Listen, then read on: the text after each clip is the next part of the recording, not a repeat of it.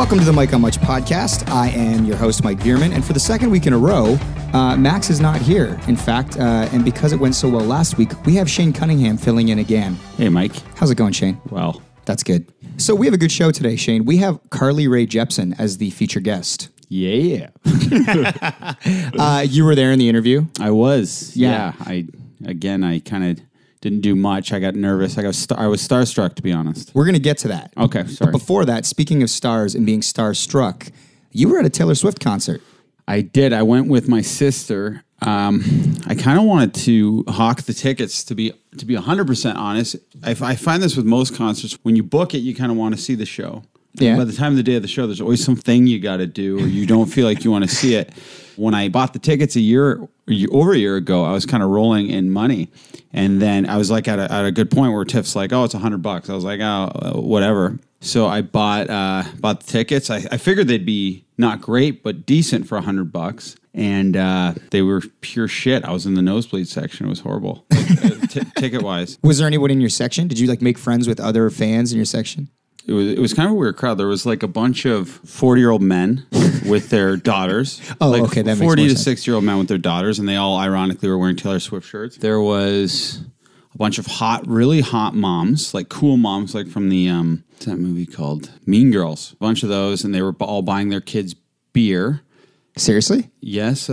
There's 11-year-old girls to my left that had a Rolling Rocks and were cheersing, and I wondered how the they got them. Then Cool Mom came and sat down next to them, so clearly Cool Mom bought it for her. And Tiff and I were sitting beside these young girls, all excited, they were bouncing off the walls and talking about every Taylor Swift song. And the one girl was super knowledgeable on her discography, and the one didn't know as much beyond 1989, and she was being kind of ridiculed about it. And Tiff and I were eavesdropping the whole time in this funny, cute conversation that these girls were having. And then, we all got these wristbands, these awesome wristbands that glow. So it goes to... Do they give those out when you walk in? No, they were attached to the back of the seat. Oh, sweet. So you sit down, and that's how I started talking to these little girls. They're like, oh, you have a wristband at your seat. And I was like, awesome. And we're all excited. And then Tiff and I are listening to the conversation. The concert starts. The wristband starts glowing up. And it's fucking awesome. I'm excited for it. I'm dancing along to the music. And then the girls are like, oh, I hear there's going to be a special guest. And Tiff had told me that it's probably going to be Drake, because in Toronto, and she said that was the buzz on the GO station or whatever. On the GO train into Toronto? On the GO train into Toronto, everyone was buzzing that's going to be Drake. And the other girl's like, no, it's going to be The Weeknd. And the girl's like, oh, if it's The Weeknd, I'm going to lose it. And the girl goes, if it's Drake, I'm going to kill myself. She said that. She's like, I'll die. I'm going to kill myself. I'm just going to leave if it's Drake. So then super pumped. And then Taylor is, I can't see her, but the little ant is doing very well down there. And then she's like, y'all are doing so good, I might have to bring out a special guest later. And everyone's like, yeah. She's like, you going to continue to be good? And everyone's like, yeah. And she's like, well, we'll see about that. And then everyone was going nuts. And then she did a couple more songs, all the hits. It was a pretty good show. How was the 11-year-old with the Rolling Rock doing at this point? Loving it. Dancing. We're in a little tube top. A lot of people were in cheerleader outfits too, in homage to that Shake It Off video. And but this girl was real country. The girl with the Rolling Rock. Yes. And are you sure she was 11 and wasn't just a young-looking 19-year-old? 100%. It was 11, 12 tops. They were underage, and for sure. And Cool Mom was serving them. She bought them one beer. I think the mom said one beer and that's it, because they didn't have any more than the one. The whole time they were kind of nursing the one beer. Well, it's a lot for an 11 or 12-year-old. It is. So then Taylor comes out, and I'm getting kind of excited, and she's like, oh, you guys were even better than I thought. And then everyone's like, yeah. And she's like, this next person sold 20 million albums. And then I'm like, Drake's really popular, but has he sold 20 million? And the girl beside me is like, I think he sold 20 million. Oh my God, Drake sold 20 million. And she goes, and I used to open for him. And then the girls are getting kind of fishy. And then Tiff goes, Nick Jonas. She's open for Nick Jonas. I didn't know that. I'm like, oh, that'd be cool to see Nick Jonas. And she goes, the one, the only, Keith Urban. And then the crowd dies down a little bit. And it's not a real cheer. And the girl's instantly pissed. She goes, Keith Urban? She's like, who's that? And then they go text on their phone. And then she goes, Stacy doesn't know who the Keith Urban is either. And they start swearing and going nuts. And they did not move the rest of the entire show and became like young, ornery little adults. Like they were like pissed. It's like their first lesson in disappointment. Yeah. And I was pissed off for them, but Tiff and I were just howling at them. It was so funny. It's hard to describe how funny it was, but the mood from absolute elation to see their ultimate idol, and they were even more excited about the surprise guest than they were Taylor Swift. Right. To just see it all come crashing down and them swearing, like they went from cute little girls to who the is this guy? And they hated him, and he was wearing this like V-neck like down to his belly button. It was so, and he was like trying to appeal to the youth market. It was horribly embarrassing. The drunk girls, the 11-year-olds, they loved Keith Urban though. They were the one people who were actually elated with it. The 11-year-olds with the Rolling Rock were excited about Keith. Yes, they were cheersing and dancing and screaming. And then the cool mom went, chug, chug, chug, chug, chug. No, she didn't. No. Pulls out keys and they shotgun it. No. But yeah, so that was super, like, I can't describe it properly, but Tiff and I were like in tears. Do you think when like sort of a hush comes over a stadium, like, do you think on stage they feel the disappointment? We were trying to think of ways that it could be better to that intro, because I noticed on Taylor's Instagram, the level of celebrity that she's calling in as her special guest, they're not the A-list. They're like the runner-up on American Idol or someone who's got like 1.2 million followers on Instagram or something. You know, it's never the big ones. But I had low expectations, but I thought if anyone is to do the Toronto show, it's going to be Drake, because he kind of likes doing that. Like he'll host the Junos or something, you know what I mean? He seems game for anything. Exactly. It's a big deal. So I got sucked into maybe it will be The Weeknd or Drake or something like that, but it was a very weird atmosphere. And I was thinking maybe Keith Urban should have come out unannounced, so you kind of see him. But the buildup was just too big. Like he should have just like came out and did like a guitar solo, and then people were like, "Oh my god, that's Keith Urban" or something. And sure. Screaming. And then it's less. She teased it too much. Way too much. 20 million albums. That was probably like in 1998 or something, and like you couldn't download music. You know what I mean? All right. So Taylor Swift. Other than the nosebleeds and the drinking 11-year-old and the disappointment of Keith Urban, was it a good show? You and I had gone to the Miley Cyrus show. We did last year. And I was kind of expecting something, I guess on par at least, but Miley's show still blows it out of the water. That was an amazing show. It was crazy. And now I'm into Miley's new album after that emotional SNL performance. It got me sucked into that new one I didn't know existed, but her Dead Pets. Yeah. Anyways, Miley, 10 out of 10. Taylor, I'd give her show 7 out of 10. If it had been Drake, would she have gotten a bump? Oh, you get a 1-point bump for sure if it's Drake or The Weeknd. All right. Well, Shane, this week we also interviewed Carly Rae Jepsen. Yes. Max was away for this one, so you were producing. Yeah, this one, there was a lot of pressure because we had a very short time window, and she was hosting The Social at the time. That's right. So there's a show on CTV called The Social. It's like The View. I'm sure you know it. And Carly was on there sort of, I think she was doing a co-host with the other 4 ladies on the show. And basically they told us, they said, so she's doing all this press all day. They say we can squeeze you guys in if we do it between The Social and when she goes to Chum FM to do a radio thing. But that's literally like a 20-minute window. Anyway, she comes off like the set at The Social, and she like comes rolling through, and they're like, let Carly have like a moment to decompress, and then we'll bring you guys in or whatever. And we'd already sort of like set up our pod area in the green room. Mm-hmm. And then so finally, her publicist is like, all right, come on in, gents. And what do you think she does when she decompresses in there? Just like chugs a brew. Imagine she's shotgunned a brew, a Rolling Rock, pulls it out. I have no idea. That's a good question. Maybe just a breather, maybe a muffin, coffee. Or she just farts and like lets one rip. Because it was just 1 minute, eh? Like she didn't decompress for long. Like, you know when you're on a date and you just fart when it's over? But I digress. Yeah. So we go in and we introduce ourselves. Yeah, I don't even know if I introduced myself. I felt kind of awkward, the seat scenario. I just had to sit beside you. We were squeezed together on like a footstool. So to set it up, I'm trying to think of how to describe this in the best way so people can get a visual understanding of how it was. So imagine she's in like a chair, and then there's like a footstool in front of her, and then there's another footstool in front of that one. Shane and I are sitting on the footstool across from her. The little H4N is on the footstool in between the middle of us. And then Carly's comfortably sitting in the chair, but she's a little cramped. So the knees kind of kept hitting the footstool the more she talked. And since I'm a bit of an idiot and I only have one job, of course I position the mic the wrong way. And serendipitously, someone accidentally like sat on a converter and a TV turned on. Yes. And that we had to shut the TV off. And then you're like, Shane, you have it aimed the wrong way. I had it aimed at me. It's just like breathing like, oh my God, it's Carly Rae. I was talking out loud to myself too. A funny thing is, so years ago, so I was in a band. We've talked a bit about it on this podcast. And when we were sort of like, things were cooking for us, we played this radio show in Kitchener called Beat Rocks the Block. It's like a big stage, like this big kind of festival show type thing. And Carly Rae, before she like blew up, like well before she blew up, played this same festival. It's just like her and her guitar player, like very sort of stripped down.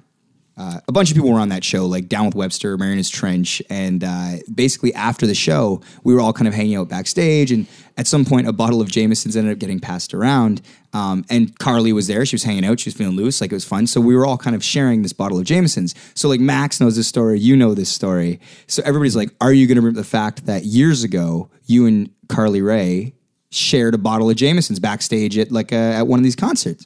And I was like, I don't want to bring it up. It seems like you're trying to like, my fear is always like, you're trying to make a connection where there's not one. Like, hey, you remember that one time we were around each other? But Max was insistent that I bring it up off the top. And yeah, she didn't really seem to react at all to it. She didn't. Let's get to Carly Rae Jepsen. Going in. Hi, how's it going? I'm Mike. Carly. Hi. I'm Shane. Hi, nice to meet you. I'm going to sit on, we're actually both going to sit on this thing together and get cozy. It's just audio stuff, right? Yeah, okay. yeah. Right. Sorry, I'm like munching on it. No, munch away. We actually have swigged Jameson's together years ago. We have in Kitchener. It's nice to see you again. We played a show called Beat Rocks the Block. I don't know if you remember. Oh, yeah. Like your guitar dude. Yeah, Tabby Tav. Yeah. Cool. Yeah. All right, so we're just jump right in this thing. Sounds good. How's the social? It's good. Yeah. I sound like Tom Waits right now. It's nice. It's like a sexy, smoky rasp. Yeah, we'll see by tomorrow when I'm singing if we still feel that way, but thank you. You're welcome. So this album is sort of this massive critical hit. Like, people love this record, it seems like. Thank you. And you've worked with sort of this vast sort of mix of producers, songwriters. And going through the names, I mean, a name like Max Martin is sort of this, he's this ominous sort of hit machine. Like the Wizard of Oz. A little bit, That's how I look at him, yeah. But you've seen behind the curtain. I have. What does that look like? What does a day working with someone like that look like? Well, the first time I met Max was actually in Stockholm, so it was a very fairy tale-like story in its own way, because I went there. It was my first time in... Oh, we got TV. We're all watching TV. The TV just came on in the green room. Sorry. For those of us listening. Sorry. So we're going to go with this for the omnidirectional stuff. Oh, okay. Yeah, no, that was good producing. Yeah. Sorry, do you mind re-asking me that question and I'll start fresh? Okay, cool. No, it's good. Okay. Yeah, it's audio. We can go. Okay, cool. I was just asking about what a day, working with Max Martin looks like, sort of the minutia of working with someone like that. Well, I worked on, with Max on the last album, Kiss. We did Tonight I'm Getting Over You. And what I loved about meeting him for the first time was he was this ominous, like, Wizard of Oz type character, and I was nervous and excited. And at the end of our session, I did something kind of spontaneous and said, listen, I've been waiting my whole life to meet you. And I thought that if I ever did, I would show you this idea that I have. And what I love about him is that on top of being genius and hardworking and all that stuff, he's also very encouraging to other artists who are learning to write and kind of trying to perfect their art. And he stayed up late that night with me working through my idea, showing it to his friend Lucas, and fast forward a couple years with Emotion, Didn't Just Come Here to Dance ends up being like reinvented, and it's all because of people like Max who kind of encourage that. Is his strength sort of in the encouragement, or is he like a master of melody? Is he about this sort of chord structure? Like, what is it that he sort of specializes in? I think if you look at his repertoire, he can do it all. On Emotion, he was a little bit more overseeing a couple songs that I had already kind of worked on, so much as like, and not so much like face-to-face like sessions where we're starting fresh together. But if you're talking about his resume and what he's capable of, the man can do it all. Another name was Ariel Rechtshaid. Did I say that last name right? Ariel Rechtshaid, yeah. Oh, Rechtshaid. Yeah. Oh, yeah. very fancy. What musical tendencies does he bring to the album? Ariel and I are a little bit like kindred spirits. I think I found the same similarity with Dev, and it was a beautiful collaboration to do all that with these two gentlemen. They come from worlds a bit more like indie, alternative tastes. Were you a fan of Hynes? I was a fan of Hynes. I was actually, what led me to Ariel was Sky Ferrara. Am I saying her last name right? Ferrara? I'm going to trust you because you got Ariel's last name right. And what led me to Dev was Solange. So essentially I made a list of all the artists that I loved and the music that I was attracted to. And then I dug into who was involved in producing these. And I either had my A&R guy reach out or I reached out personally and said, I don't want to make Call Me Maybe again. I don't want to make Kiss again. I want to make something new. And if you want to experiment with me, I'm free Friday. And to my delight, most people were willing and game to try something different. When you have sort of so many songs to choose from, did you have a lot to pick from aside from what just made the record?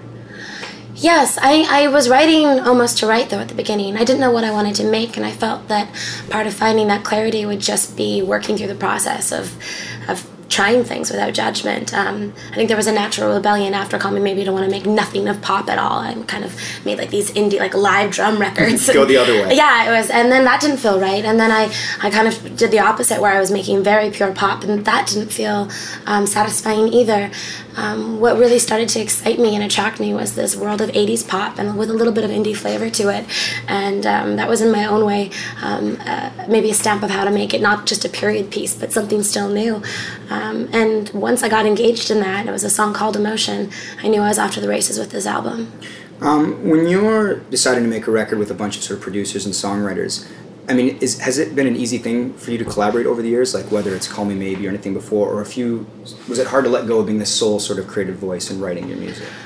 No, because I do feel like it does come from, if not journal entries, but very much ideas that I kind of keep almost like cookies from a cookie jar. I actually got nicknamed that I'm a cookie jar of ideas. And what's really nice for me in collaborations is to be with people who have strengths where I have weaknesses, that are good at structure, that can take my 8 too many ideas and be like, why don't we just repeat that a couple of times? And if there's a friend bond too, you learn to trust each other and to say all those scary ideas out loud. You learn to challenge each other, and you usually land in the same place if you're like-minded. Right. And it doesn't work with everybody, but when I find people that I love and that write songs in the same sort of way that I write songs, or even challenge me to look at a song differently, it can be a greater experience than just writing alone, for sure. Was there anything that you really fought for song-wise to be on the record, or did everything make it that you were like, this is exactly what I want? There was a song called Let's Get Lost that ended up being the last track to make the album. And I remember feeling like there was something to it. There was maybe the sax solo that like hooked me in, or something about, I don't know, the lightness of it. And no one was really reacting, and I do base a lot of what makes the album off of reactions of friends, family, label mates. But I felt it was good anyways, and I had a listening session with Dev and Ariel actually in New York, and I played this, and I said, no one's getting it. Am I nuts?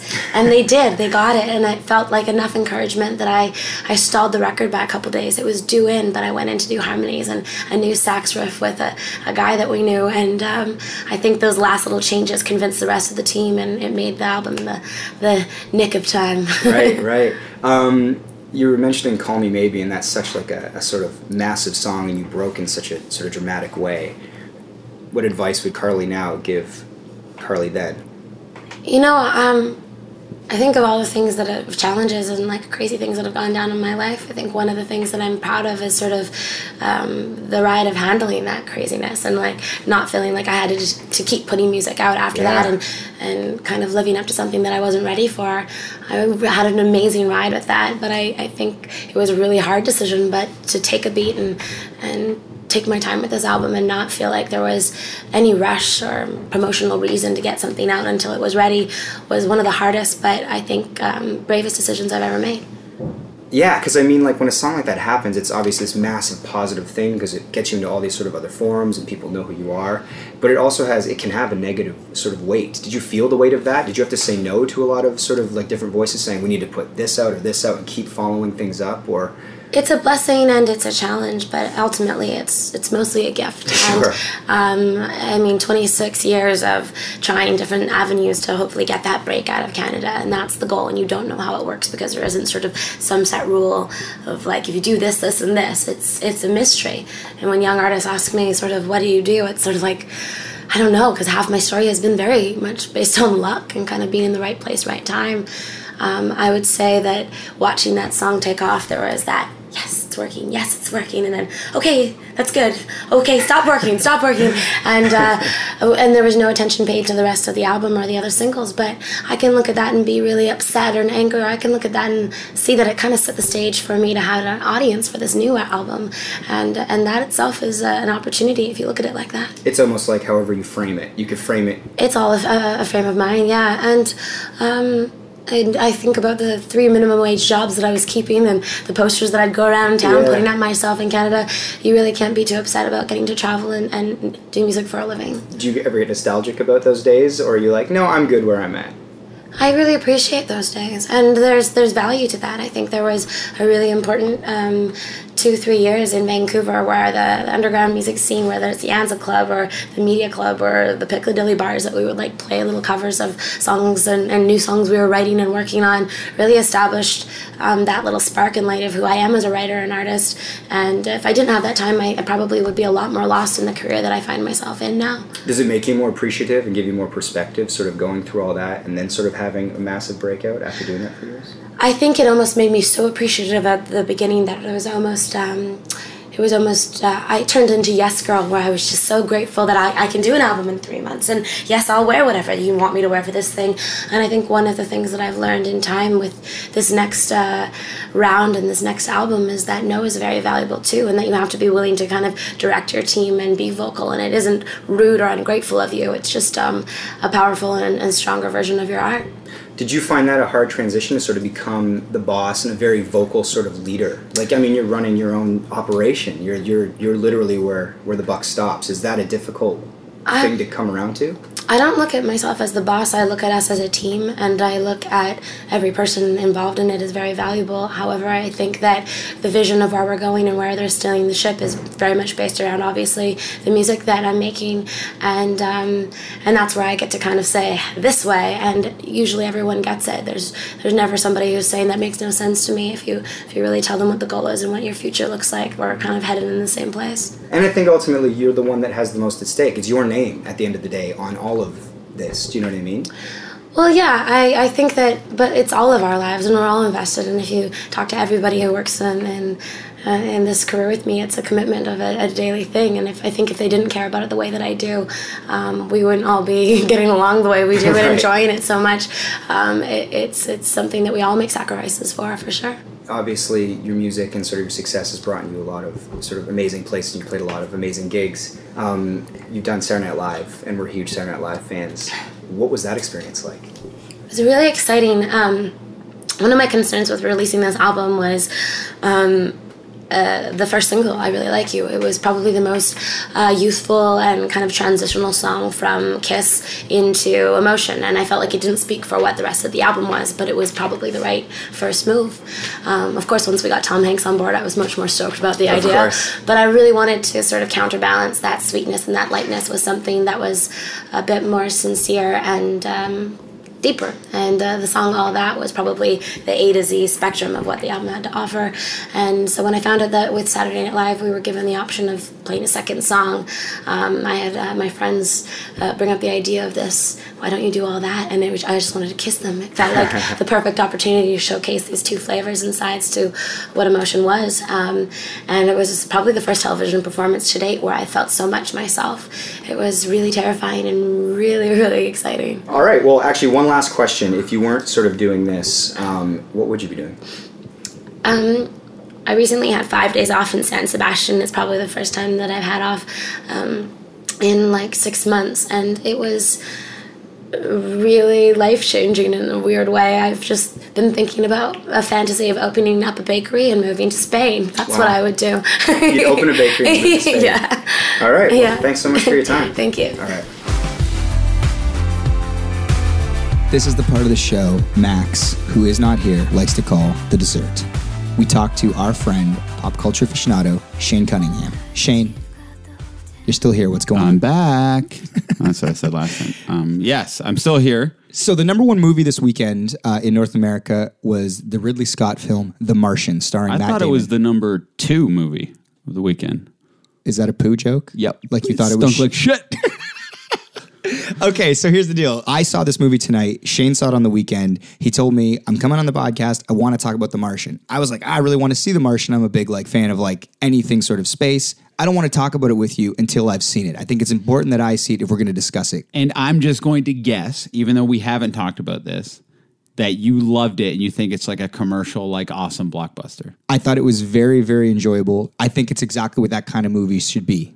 You don't feel like maybe it was written like a hack comedy? A little bit? Hey Martinez, you got your head up your ass out there? You know I always do. Anytime it was a tense moment, yeah, where I really wanted to be invested in Matt Damon, yeah, he'd crack some stupid joke that was totally inappropriate for the moment. And I'd be like, he doesn't give a shit. He's not even scared. I'm trying to be scared for him so I can be somewhat invested in the film. There was no point where he literally exploded at one point and then came to his camera. He does little testimonials, 127 hour style. And then his hair is still smoking from the explosion. And he's like, I just blew up. And he's pandering to the audience for laughs. And luckily, I was in an audience full of like-minded people, and no one laughed. No one would give Damon any laughs. I don't think it was supposed to be a comedy. I didn't laugh out loud at that. No one in my theater did either. But we were watching a guy sort of try to keep his spirits up. He has no one to talk to, so he's going to talk to the camera. Mike, I get that spirits are up. His spirits were up happier than I am 90% of my life, and I'm on Earth surrounded by friends and babes to he was happier than I've ever been, and he was in the most dire situation. I think that was his character. That was his point. His character is essentially trapped on Mars. Yep. And there's a great chance he won't be saved.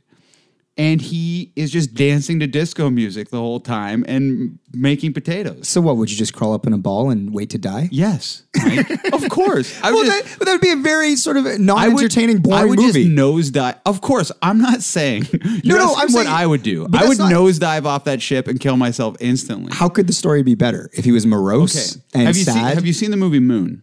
Yes, David absolutely. Bowie's son directed. Yeah. Did you think that was a better movie and a better way to construct madness and slowly losing your mind and encompassing both the funny things that can happen and the scary shit that can happen? I think Moon is a very I think it's a better movie. It's an amazing science fiction movie. To me, this movie was basically like Castaway or Castaway's Gravity. Way better. In Castaway, I'm like, holy shit! Tom Hanks is scared, terrified, elated at times.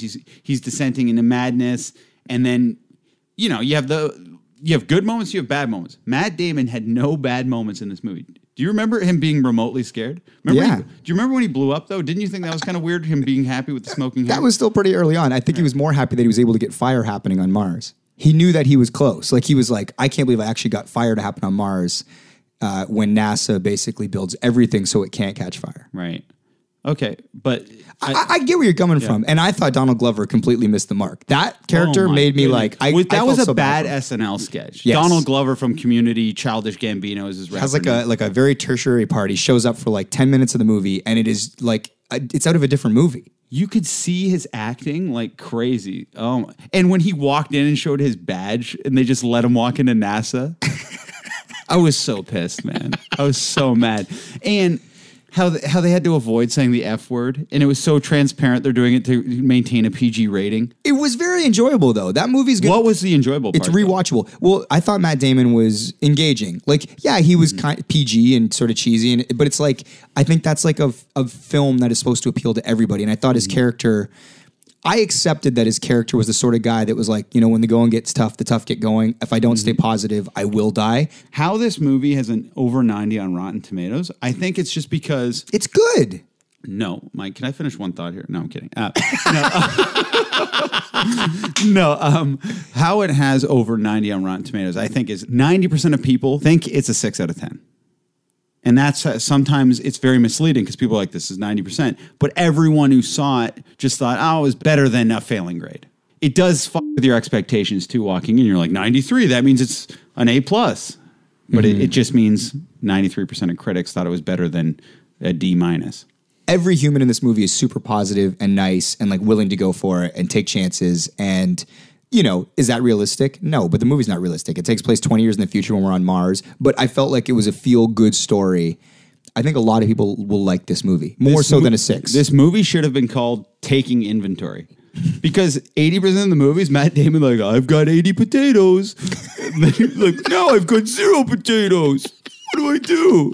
He's just counting shit. You didn't find there was too much counting and keeping track of stuff? It was part of the process, him surviving. Some people are into the scientific aspect. I normally like that shit, but it was... The same way I enjoyed Jurassic Park, I enjoyed this movie. This movie is not like a great movie. It's weird that it's coming out in October, like during Oscar season. Yeah, it's like masquerading like it's an art film or something. That's the issue, because it's certainly not that. It should have come out in the summer with Jurassic Park, because it's fun, but it's like kind of fun for maybe like a little nerdier type of kid. You know what I mean? But it's not like Moon is for thinking like adults that are into sci-fi. And that's my other problem. Matt Damon thought he was Jim Carrey that whole movie. The material and the jokes weren't that strong, but I thought he was still charismatic, you know? As like a nerdy astronaut that would be in that situation. Mm-hmm. You know? He got a little cocky too. Well, look what he did, man. He managed to grow fucking potatoes on Mars. Mm-hmm. Yeah. Yeah, indeed. Okay. I give it a 6 out of 10. After all that, you give it a pass. Yeah. So I mean, see how the Rotten Tomato shit works? That's it. That's our episode, Shane. It is. Thank you for listening. And if we don't die on the weekend, watch it next time. I've never done that part. What is it? We got to say that all the doodles for the Michael Much podcast are done by Jenna Gregory. Doodles. Jenna Gregory at jennasdoodles.com. Gotcha. This is going very well so far.